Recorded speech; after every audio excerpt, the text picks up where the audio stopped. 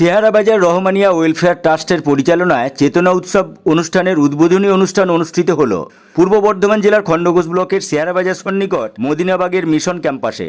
আজকের এই উদ্বোধনী অনুষ্ঠানে উপস্থিত ছিলেন জেলা প্রশাসনিক আধিকারিক শামস তিব্রেজ আনসারি, খণ্ডঘোষ বিধানসভার বিধায়ক নবীন চন্দ্র বাগ, বর্ধমান জেলা পরিষদের অধ্যক্ষ অপার্থিব ইসলাম, জেলা পরিষদের জনস্বাস্থ্য ও পরিবেশ কর্মাধ্যক্ষ বিশ্বনাথ রায়, খণ্ডঘোষ পঞ্চায়েত সমিতির সভাপতি মীর শফিকুল ইসলাম, ট্রাস্টের সম্পাদক হাজি কুতুবুদ্দিন, ট্রাস্টের সহ সম্পাদক মোল্লা শফিকুল ইসলাম সহ অন্যান্যরা। শেয়ারাবাজার রহমানিয়া ওয়েলফেয়ার ট্রাস্টের সম্পাদক হাজি কুতুবুদ্দিন বলেন, অনুষ্ঠানে চেতনা উৎসব 2024-এর উদ্বোধন করেন পূর্ব বর্ধমান জেলার জেলা প্রশাসনিক আধিকারিক শামস তিব্রেজ আনসারি সহ খণ্ডঘোষ বিধানসভার বিধায়ক নবীন চন্দ্র বাগ ও জেলা পরিষদের অধ্যক্ষ অপার্থিব ইসলাম। অনুষ্ঠানের প্রথমেই ট্রাস্টটির 15টি বিভাগের পতাকা উত্তোলন করা হয় উপস্থিত অতিথিদের হাত দিয়ে। চেতনা উৎসব চলবে 3 দিন ধরে, অর্থাৎ 12, 13 ও 14 জানুয়ারি। চেতনা উৎসবের মূল লক্ষ্য প্রত্যেক মানুষের মধ্যে মানবিক ও সামাজিক চেতনা ফেরানো। প্রথম দিনের অনুষ্ঠানের পর দ্বিতীয়, তৃতীয় দিনে উপস্থিত হবেন বিভিন্ন প্রশাসনিক সমাজসেবী ব্যক্তিবর্গগণ।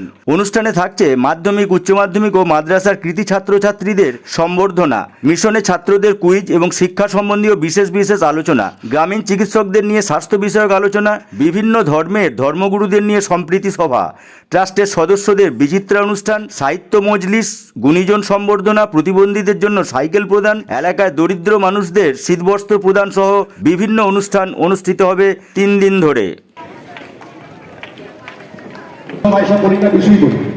বড় ভালোবাসা আমাদের কাছে একেবারে কাছে, সকলেই কাছে এবং সবসময় থাকে একটাকে সেদিকে আরো বলছে তাকে বরণ করে নিয়ে হলো। এরপরে আমরা বরণ করে নেব মীর শফিকুল,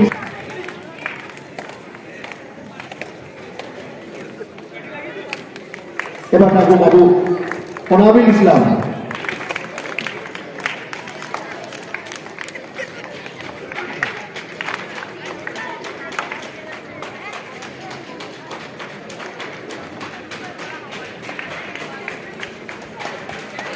আমরা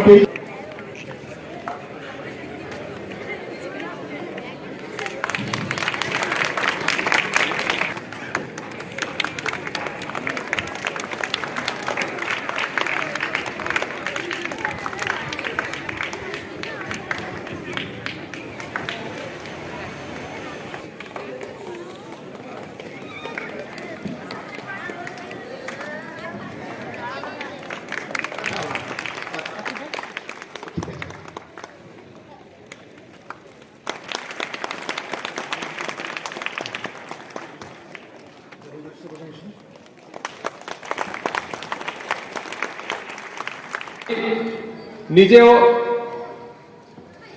আপনাদের মতনই একটা এলাকা এবং সমাজ থেকে এসছি।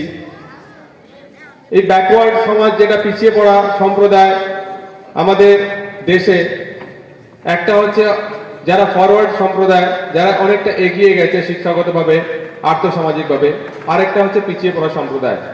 তো আমাদের দেশে যারা সংখ্যালঘু সম্প্রদায়, বিশেষ করে মুসলিম সম্প্রদায়, তারা হচ্ছে ব্যাকওয়ার্ড, সোশিও ইকোনমিকলি তারা ব্যাকওয়ার্ড আছে, আর্থসামাজিকভাবে এবং শিক্ষার দিক থেকে ব্যাকওয়ার্ড আছে।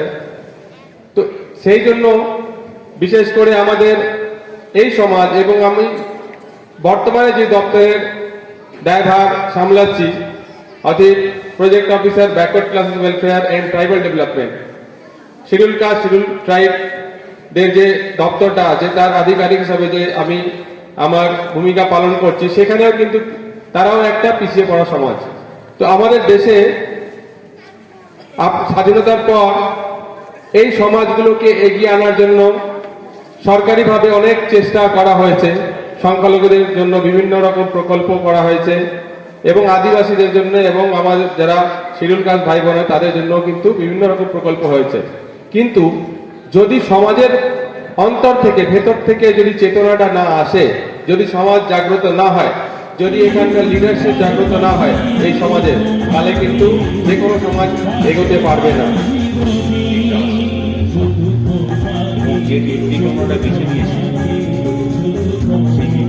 আমাদের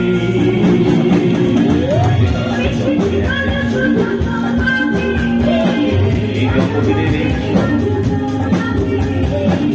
ভারতবর্ষের স্বাধীনতা লাভের পর থেকে আমরা যদি বিশ্লেষণ করি, আমাদের সভ্যতা এগিয়েছে তাদের মানুষ গেছে, তাদের মানুষ গেছে, আমাদের স্বীকৃতি দেওয়ার তারপরে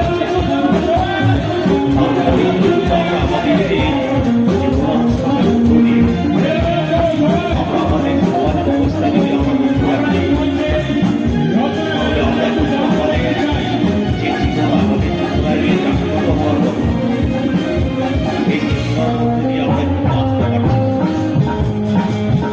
যদি আমরা আসতে পারতাম, আজকে স্বামী বিবেকানন্দের জন্মদিন তিনি বর্তমান ভারত যে আমাদের ভুলে গেছেন, সেই কাব্যগ্রন্থে তিনি একটা জায়গায় বলেছেন যে মুসলমান সমাজ এবং মুসলমান ধর্ম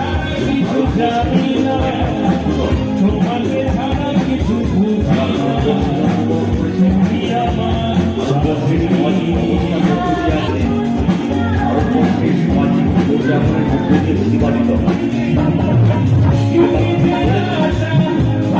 যারা আছে অনেকে বড় করবো, আমার ধর্মের অবদান সবথেকে বড় অবদান, তিনি হচ্ছেন ধর্মের বিরোধিতা।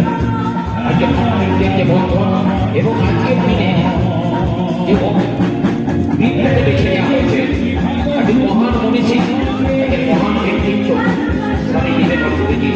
আজকে সেই তার জন্মদিনে আজকে যে বেছে নিয়েছেন সেটা হলো সংস্কৃতি বার্তা বা বার্তা। কারণ আজকে সম্পূর্ণ একজন মানে মুসলিম একটা প্রতিষ্ঠান, সেই প্রতিষ্ঠানে একজন আমাদের অবুদ্ধের সাধক, যিনি তার কাছে কোনো জাত হয়, সেই সাধকে আজকে গুণগান করার জন্য, সেই সাধকের বার্তাকে ছড়িয়ে দেওয়ার জন্য, তার বাণীকে ছড়িয়ে দেওয়ার জন্য আজকে যে ব্যবস্থাপনা হচ্ছে, এটা হয়তো আপনারা একদমই গুরুত্বপূর্ণ একটা বিষয়। সেই জায়গা থেকে আজকে প্রত্যেকটা মানুষ জায়গা ভাগিয়ে দিয়েছে। হয়তো দেখা যাবে অনেক জায়গাতে এরকম অনুষ্ঠান হয় না, বিদেশ থেকে বরাবরই আছে 10টা চেয়ার থাক, 10টা মানুষ থাক, কিছু পত্রিকাটা থাক, তাহলে কিন্তু চেতনা অনুষ্ঠান করতে কিন্তু আমাদের এই কাজ কোনোদিন ছাড়েনি। একদিন না একদিন এর মূল্য হবে, একদিন না একদিন দেখা যাবে কোনো জায়গা ধরছে না, একদিন না একদিন এমন একটা দিন আসবে এই মঞ্চে ওঠার জন্য আমরা মুখে থাকবো, এই মঞ্চে উঠে দুটো কথা বলার জন্য মুখে থাকবো, এই মঞ্চে থেকে কথা নিয়ে যে আজকে সমাজের থাকবার একটা ভালো দিক আসবে, সমাজের মেলবন্ধন হবে, সমাজের পরিস্থিতির আরো জেগে উঠবে, সমাজের সাহিত্যটা আরো জেগে উঠবে, সমাজের কলম আরো জেগে উঠবে। তাই আমি বলবো এই চেতনা উৎসবের শুভকামনা করি এবং এই চেতনা উৎসবে আমি আগামী দিন আরো বড় হয়ে উঠুক এই কামনা করি। আয়োজকরা যারা বসে আছেন ছাত্রছাত্রী এবং তার সঙ্গে আমরা যারা বসে আছি প্রত্যেকেই যারা প্রতিনিয়ত আমরা নতুন করে কিছু শিখছি, আমরা শিখতে শিখতে দেখতে পাচ্ছি যে আজকে কোথাও আমাদের এই সম্প্রীতির স্বর্গরাজ্যে কোথাও যেন একটা অশ্লীল সম্প্রীতির জায়গায় তৈরি হচ্ছে। তাই আজকের এই 12 জানুয়ারি সেই যুগপুরুষ যুগনায়ক স্বামী বিবেকানন্দের জন্মদিন, যিনি সব চেতনায় যিনি আছেন, তার চেতনায় আমরা উদ্বুদ্ধ হয়ে আগামী দিনকে এগিয়ে নিয়ে যাব এবং সমাজে যেখানেই যে প্রান্ত থেকেই মানব সমাজের উপরে, মানব জাতির উপরে এই সম্প্রীতির বাঁধকে যারা বিঘ্নিত করতে আসেন তাদেরকে আমরা সকলের মিলিত হয়ে সেই বাঁধকে রুখে দেবো।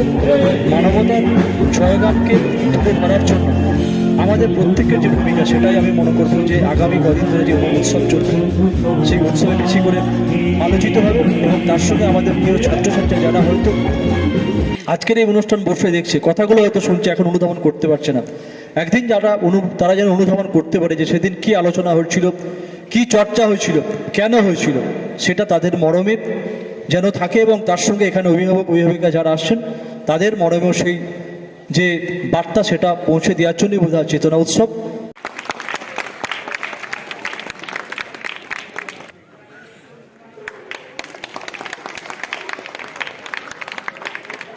দক্ষিণ দামোদর বের হয় সেটা নাম সজাগ প্রহরী, আমাদের মিশনের শিশু বিভাগ নুরানি শিশু শিক্ষা নিকেতন, যে শিশু সবাই তাদের কৃতজ্ঞতা জানাচ্ছি।